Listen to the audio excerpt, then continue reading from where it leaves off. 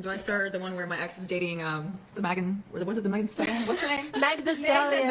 Meg the Stallion. Meg. Megan. Who's Megan? Who's Meg? I don't know. Sorry, hoes hate me cause I'm the it girl. I ain't never asked to be the shit girl.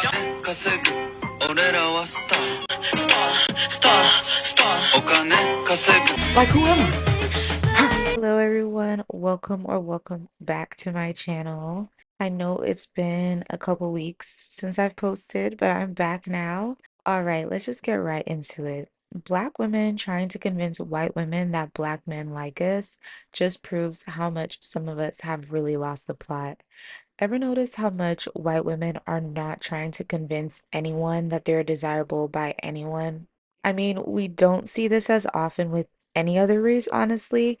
They're especially not trying to convince us, Black women, of their desirability among men of their own race. And I think we reinforce the social hierarchy by trying to convince them that men of the same race as us like us, like not even prefer us, but like us as well. Like, why are we trying to convince them of this?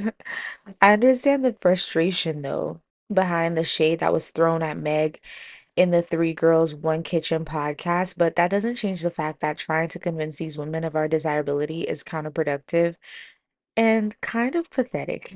I feel like when we have these arguments with each other, all we're doing is putting these men on a pedestal and giving them way more attention than they will ever deserve. Arguing about what this man prefers or trying to convince a group of white women that this man likes black women because the mother of his child is a light-skinned black woman is, like I already said, super pathetic. The mother of his child actually doesn't prove that he has no type or that he loves black women, and there's a real desperate energy in trying to prove it. I know I sound like a broken record now. But this is kind of like when Tom Holland got with Zendaya and everyone was convinced that he loves black women, and some people saw this as a win for all black women when that's just not the case. Now, a point I saw made a lot about this, and I really want to know what you guys think about this, by the way. So don't forget to leave me a comment down below and like this video if you're enjoying it so far. A point I saw is that the white women most concerned with competing with black women for black men are typically the ones who are, and this is a quote, the throwaways of their race or communities, like a Kim K, so to say.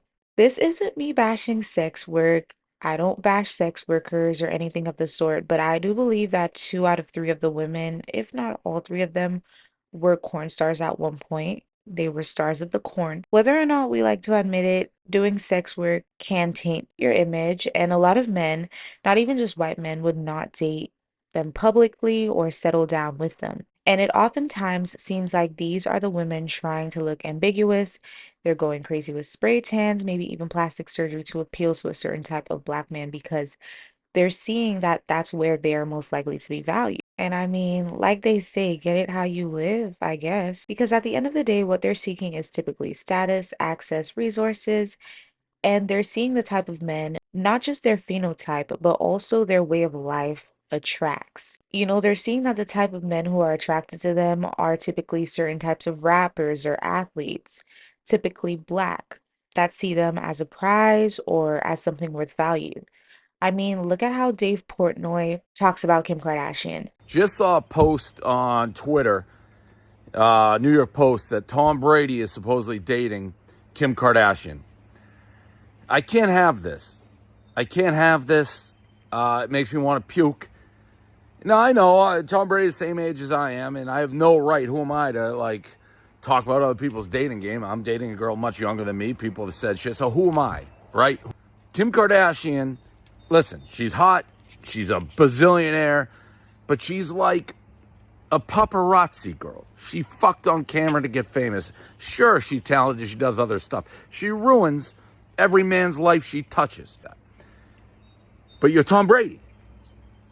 You're better than that. If you're not better than that, none of us are better than that. Kardashian's an A-list, but she's like a dirty A-list. It's not the real A-list. It's not Scarlett Johansson, Keira Knightley, Halle Berry, Margot Robbie, Ana de Armas, Isaac Gonzalez, Candace Swainpool, Dua Lipa, Taylor Swift, Zendaya, Rihanna. Like, these are real A-list. That's like who Tom Brady should be dating. He wants a fucker. Go fuck her in a motel and gossip and tell your friends. Date. We're not dating the Kardashians, Tom. You're better than that. If you're not better than, if you go down to that level, we all go down. We're better than that. Now, is Dave Portnoy giving misogynist? Is he vulgar? Yes, but that's a different video. I feel like a lot of these men value their public image too much to be associated with certain types of people, publicly at least, and those types of people are aware of it. So they get in where they can fit in and they compete. And joining in on the competition isn't the win that you think it is. Now, do I think that these girls were being kind of shady towards Meg? Yeah, I think they were.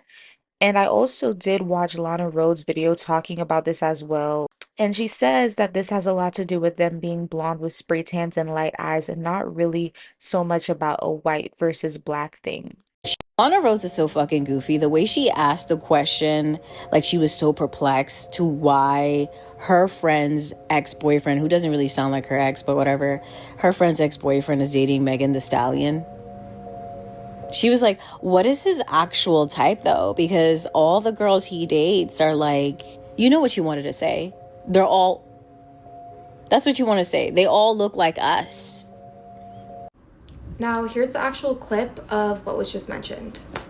You guys dated, then he was talking to other girls when he was talking to you, and like they all looked Very like similar. Like you we guys. all looked, yeah. So I'm just curious what his type is.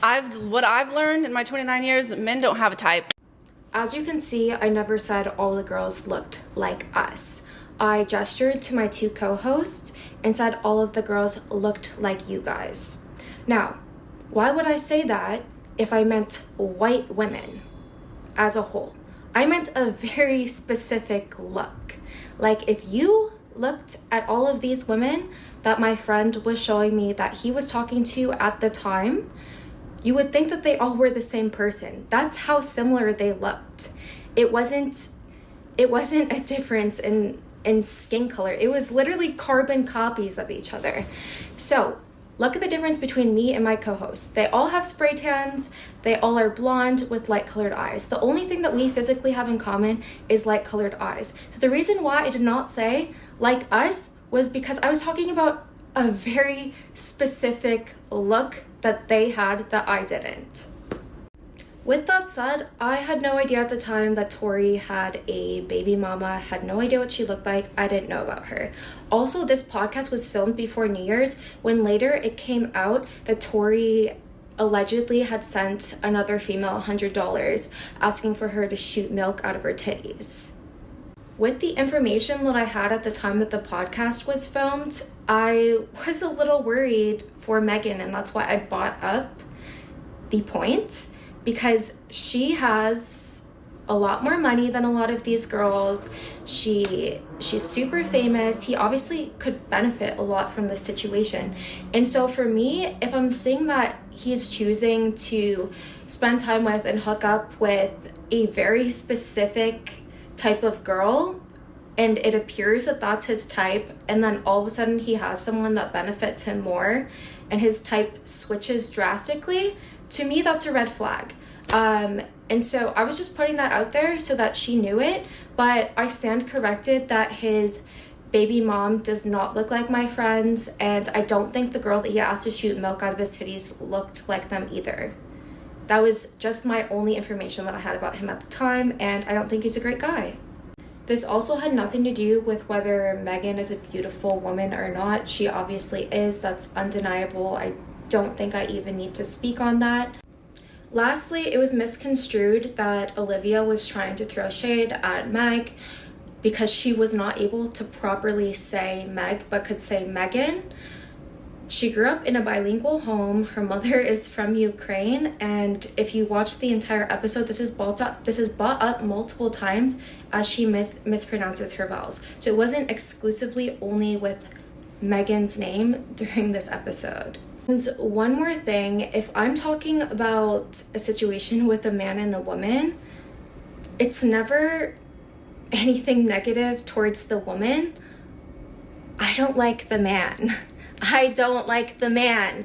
That's why I don't have something nice to say about it, because I've heard negative things about this man, and I think if you treat one woman one way, you're going to treat all of them that way, even if you can pretend for a little while that you're a good guy,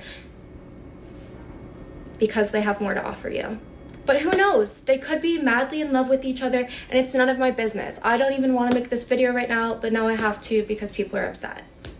And to be honest, I kind of get what she's saying because, for example, if you've ever watched like reality TV like Love Island, when the girls ask the guys their type, you could tell that they're not even like thinking about black women or brown women or women of another race, period.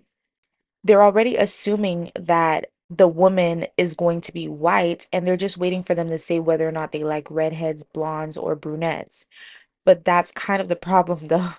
When a black woman is also now part of the conversation, which she is in this case, is it that you are shocked that he drifted all the way from a blonde, spray tanned white girl to black girls, or a black girl rather? Like, is it possible that you're genuinely shocked that he could make such a big leap? Because she says it's not really about skin color, but she does mention the spray tan. So skin color does have something to do with it, no? What do you guys think? Let me know in the comments. I do want to touch on the point she made, though, about him probably not being a good guy and that there's something weird about him jumping through the same type. And then when he does change his type, it's this wildly successful black woman. I think this is something that black women are taught to have a fear of a lot.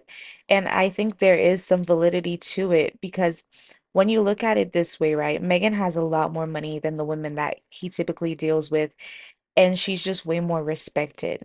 If Meg were doing the same things as these other women, if she was just like some social media girly, some social media influencer, and not the Megan the Stallion, would he be publicly dating her like this? I think it's like fair to ask that question, and it's fair to be aware of like somebody like all of a sudden finding interest where they typically wouldn't. I mean, look at men who are like, maybe pushing 60 years old and they're dating like a 20-year-old woman, and they have a lot of money, and they kind of understand that that's the motivator behind the woman being with them. Now, I'm not saying that that's the case, but I think to think that men don't get next to women because of what they can benefit by being in their presence is just naive.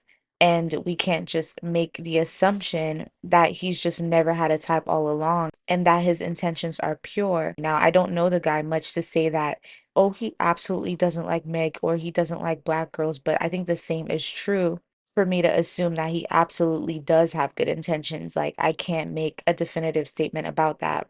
But going back to what kind of started all of this, I truly feel like a lot of these white women and racially ambiguous women who lead certain lifestyles, like OnlyFans modeling or whatever it may be, that has kind of soiled their reputation among men who value public image, believe that certain black men are reserved for them.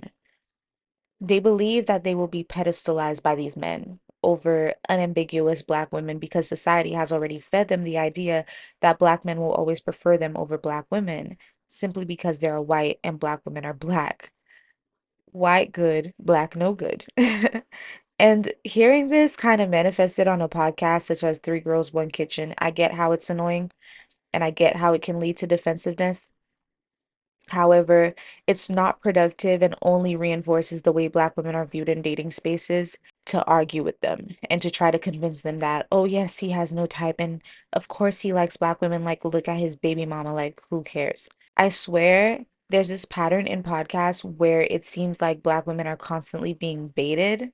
We're being baited into defending ourselves, our worthiness, and our desirability. And this is probably why an ongoing theme of mine moving forward is to point this out and to remind you guys not to take the bait. It doesn't really make any sense, but I do want to know what you guys think in the comments down below. Let me know your thoughts.